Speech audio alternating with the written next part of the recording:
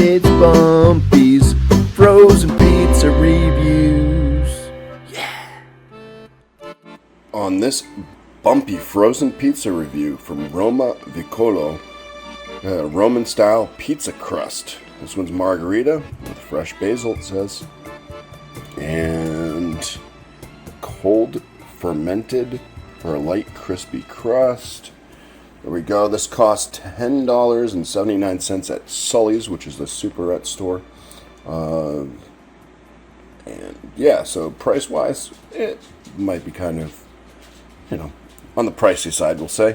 But let's see how the pizza is. Alright, so here is the pie after 12 minutes in the oven at 450 degrees directly on the rack.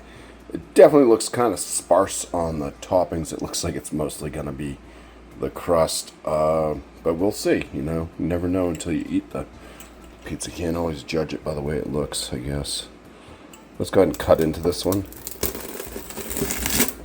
Definitely has a nice crunchy crust. There we go. Take this on over and start this review. Alright, so here is the pizza. You can smell the sauce. Pick up a little bit of the basil, not so much on the cheese, I could say, but I definitely get that sauce that is on there. Let's go ahead and pick this slice up right here. Still have a little bit of a cheese pull there. Undercarriage is looking like that, so definitely seems firm, and when I was cutting it there, it definitely had a nice crispy crunch to it. Let's go ahead and take our first bite.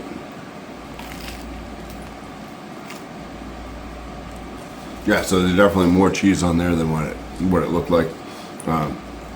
Plenty of chewy mozzarella. I do like how the basil is spread out across this one, even though it's thin shreds of basil. Problem is it's not very potent basil. Crust definitely has a crunch to it. Just has like a nice doughy flavor. So a bit like, I don't know if you had some biscuits or something like that.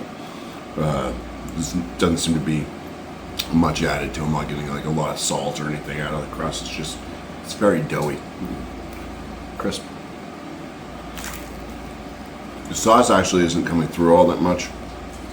I get just a little bit of like a tomato flavor, but it's probably spread on there so thin. But yeah, you do get a lot of that mozzarella. Yeah, even though that bite of, which had most of the sauce on it, you can barely pick it up. It's just kind of a slight tomato tang. Let me go ahead and finish up this slice. We'll go on to the second slice before I give my final opinion on this expensive kind of pizza.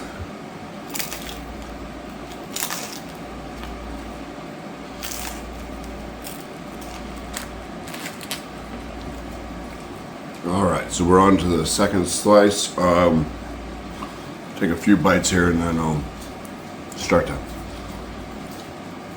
give my complaints and my praises. Alright.